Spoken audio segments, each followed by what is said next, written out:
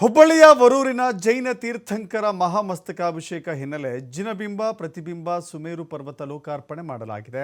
ವಿಶ್ವದಲ್ಲಿ ಮೊದಲ ಬಾರಿಗೆ 405 ಅಡಿ ಎತ್ತರದ ಸುಮೇರು ಪರ್ವತವನ್ನು ನಿರ್ಮಾಣ ಮಾಡಲಾಗಿದೆ. ಅದನ್ನು ಉಪರಾಷ್ಟ್ರಪತಿ ಜಗದೀಪ್ ಧನ್ಕರ್ ಲೋಕಾರ್ಪಣೆಗೊಳಿಸಿದ್ದಾರೆ. ಜೈನ ಧರ್ಮದ ಧಾರ್ಮಿಕ ಸಾಂಸ್ಕೃತಿಕ ಇತಿಹಾಸವನ್ನು ಒಳಗೊಂಡಿರುವಂಥ ಪರ್ವತ ಇದಾಗಿದೆ. ಹಿಮಾಲಯದ ಗಂಗೋತ್ರಿ ಗ್ಲೇಸಿಯರ್ ಪ್ರದೇಶದಲ್ಲಿ ಸುಮೇರು ಪರ್ವತಕ್ಕೆ ಜೈನ ಧರ್ಮದಲ್ಲಿ ಮಹತ್ವದ ಸ್ಥಾನ ಇದೆ. ಅದರ ಪ್ರತಿಬಿಂಬವಾಗಿ ಹುಬ್ಬಳ್ಳಿಯ ವರೂರು ನವಗ್ರಹ ತೀರ್ಥಕ್ಷೇತ್ರದಲ್ಲಿ 405 ಅಡಿ ಎತ್ತರದ ಸುಮೇರು ಪರ್ವತದ ಮಾದರಿ ನಿರ್ಮಾಣ ಮಾಡಲಾಗಿದೆ.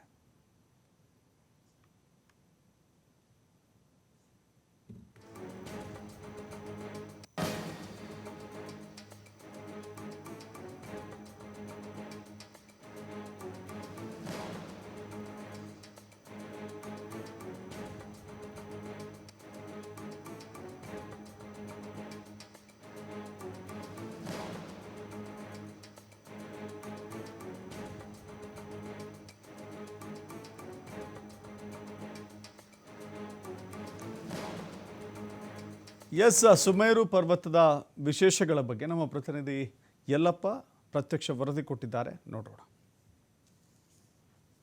ನಮಗೆ ಮಹಾಮಸ್ತಾಭಿಷೇಕ ಅಂದರೆ ನೆನಪು ಬರೋದು ಎರಡು ಸ್ಥಳ, ಒಂದು ಶ್ರವಣಬೆಳಗೊಳ, ಇನ್ನೊಂದು ಧರ್ಮಸ್ಥಳ. ಅದಕ್ಕೂ ಮಿಗಿಲಾಗಿ ಇಲ್ಲಿ ಅಂತಂದರೆ ಒಂದು ಮಹಾಮಸ್ತಾಭಿಷೇಕ ನಡೀತಾ ಇದೆ.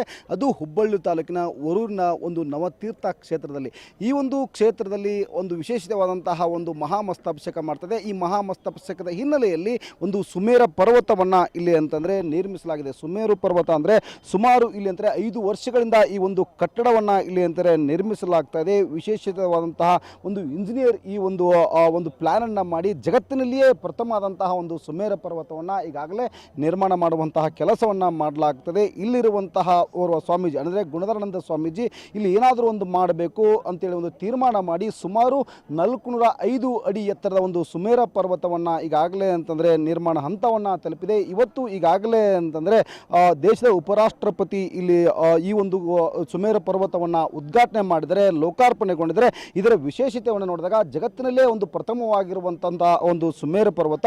ಈ ಸುಮೇರು ಪರ್ವತದ ವಿಶೇಷತೆ ಏನಂತಾರೆ, ಒಳಗೆ ಇಲ್ಲಿ ತೀರ್ಥಂಕರ ಒಂದು ಮೂರ್ತಿ ಇದೆ. ಆ ತೀರ್ಥಂಕರ ಮೂರ್ತಿಯ ಒಂದು ಕಡೆ ಆದರೆ, ಇನ್ನೊಂದು ಕಡೆ ಅಂದರೆ ಜೈನ ಮುನಿಗಳು ಅಂದರೆ 24 ಏನು ತೀರ್ಥಂಕರಿದ್ದಾರೆ, ಆ ತೀರ್ಥಂಕರ ಒಂದು ಇತಿಹಾಸ ಸಾರುವಂತಹ ಕೆಲಸವನ್ನು ಈ ಒಂದು ಸುಮೇರು ಪರ್ವತದಲ್ಲಿ ಮಾಡಲಾಗ್ತದೆ. ಇನ್ನು 16 ಮಹಡಿ ಎತ್ತರ ಏನಿದೆ, 16 ಮಹಡಿ ಇಲ್ಲಿ ಅಂದರೆ 24 ತೀರ್ಥಂಕರ ಪ್ರತಿಯೊಂದು ಇತಿಹಾಸವನ್ನು ಇಲ್ಲಿ ಅಂತಂದರೆ ಯಾರೇ ಒಬ್ಬ ಸಾಮಾನ್ಯ ಜನ ಬಂದರೂ ಸಹ ಇಲ್ಲಿ ಅಂದರೆ ಸುಮೇರು ಪರ್ವತದ ಒಳಗಿರುವಂತಹ ಇತಿಹಾಸವನ್ನು ಸಾರಬೇಕು. ಇಲ್ಲಿ 24 ತೀರ್ಥಂಕರ ಪ್ರತಿಯೊಬ್ಬರ ಇತಿಹಾಸವನ್ನು ಇಲ್ಲಿ ಪ್ರತಿಯೊಬ್ಬರಿಗೂ ತಿಳಿಸಬೇಕು ಅಂತೇಳಿ ಒಂದು ಸುಮೇರ ಪರ್ವತವನ್ನು ಇತಿಹಾಸದಲ್ಲೇ ಮೊಟ್ಟ ಮೊದಲು ಇಲ್ಲಿ ಅಂತಾರೆ ನಿರ್ಮಾಣ ಮಾಡಲಾಗಿದೆ. ಈ ಸಂದರ್ಭದಲ್ಲಿ ಇಲ್ಲಿ ಸ್ಥಳೀಯರು ನಾನು ಮಾತಾಡ್ತೀನಿ. ಸರ್, ಬಹಳ ಒಂದು ಒಳ್ಳೆಯ ಕೆಲಸ ಇತಿಹಾಸದಲ್ಲೇ ಅಂತಂದರೆ ಜಗತ್ತಿನಲ್ಲೇ ಒಂದು ಸುಮೇರು ಪರ್ವತ ಇವತ್ತು ಅದು ಹುಬ್ಬಳ್ಳಿ ತಾಲೂಕಿನ ವರೂರಿನಲ್ಲಿದೆ. ಈಗಾಗಲೇ ಒಂದು ಉಪರಾಷ್ಟ್ರಪತಿಯವರು ಇದನ್ನು ಲೋಕಾರ್ಪಣೆ ಮಾಡಿದರೆ, ಏನು ಹೇಳ್ತೀರಿ? ಭಾರತದಲ್ಲಿ ಜೈನ ಸಮಾಜದ ಬಹಳ ದೊಡ್ಡ ಇತಿಹಾಸ ಇದೆ. ಸತ್ಯ ಅಹಿಂಸಾ ಅಪರಿಗ್ರಹದಲ್ಲಿ ಭಾಳಷ್ಟು ನಾವು ಕೆಲಸ ಜೈನ ಸಾಧು ಸಂತರು ಮಾಡ್ತಾಯಿದ್ದಾರೆ. ವಿಶ್ವದಲ್ಲಿ ಅತ್ಯಂತ ಎತ್ತರವಾದ 16 ಮಾಡಿರುವಂಥ 405 ಅಡಿ ಫೂಟಿನ ಸುಮೇರು ಪರ್ವತ ನಿರ್ಮಾಣ ಮಾಡಿದ್ರು. ಇದು ವಿಶ್ವ ದಾಖಲೆ ಮತ್ತು ಕರ್ನಾಟಕದ 6 ಕೋಟಿ ಕನ್ನಡಿಗರಿಗೆ ಹೆಮ್ಮೆ ವಿಷಯ.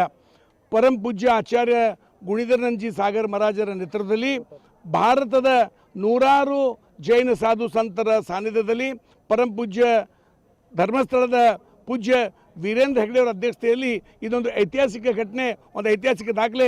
ದೇಶದ ಗೌರವಾನ್ವಿತ ಉಪರಾಷ್ಟ್ರಪತಿಯಾದಂಥ ಸನ್ಮಾನ್ಯ ಜಗದೀಪ್ ಧನ್ಕರ್ ಸಾಹೇಬರು ಇದು ಉದ್ಘಾಟನೆಗೊಂಡಿದ್ದಾರೆ. ಈ ಉದ್ಘಾಟನೆ ಆದ ನಂತರ ಇದೊಂದು ಉತ್ತರ ಕರ್ನಾಟಕದ ಹೆಬ್ಬಾಗಿಲು ಇಲ್ಲಿ ಒಂದು ಟೂರಿಸಂ ಸ್ಪಾಟ್ ಆಗ್ತದೆ. ಜೈನರಿಗೆ ತ್ಯಾಗದ ಸಂಕೇತವಾಗಿ ಈ ಸುಮೇರು ಪರ್ವತ ಪೂರಾ ಭಾರತದಿಂದ ಸುಮಾರು ಲಕ್ಷಾಂತರ ಜನ ಬಂದು ಇವತ್ತು ಸತ್ಯ ಅಹಿಂಸಾ ಕಿ ಜೈ ಹೋ, ಮಾನವ ಧರ್ಮ ಕಿ ಜೈ ಅನ್ನುವಂಥ ಘೋಷವಾಕ್ಯದೊಂದಿಗೆ ಈ ಪ್ರಸಿದ್ಧವಾದ ಐತಿಹಾಸಿಕ ಸುಮೇರು ಪರ್ವತ ಉದ್ಘಾಟನೆ ಕೊಟ್ಟಿದ್ದಂಥ ಹುಬ್ಬಳ್ಳಿ ಧಾರವಾಡ ಕರ್ನಾಟಕದ ಪ್ರತಿಯೊಬ್ಬ ಅಹಿಂಸಾ ಪ್ರೇಮಿಗಳಿಗೆ ಒಂದು ಐತಿಹಾಸಿಕ ಸುದ್ದಿನ ಅಂತ ಹೇಳಲಿಕ್ಕೆ ಇಚ್ಛಾಪಡ್ತಾ ಇದ್ದೇನೆ. Okay, thank you sir.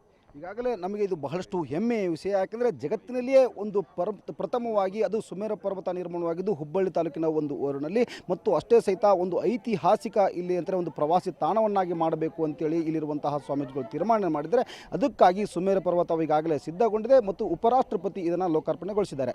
Camera person ಜೊತೆ ಯಲ್ಲಪ್ಪ ಸೊಲರಗೊಪ್ಪ, TV5 ಹುಬ್ಬಳ್ಳಿ.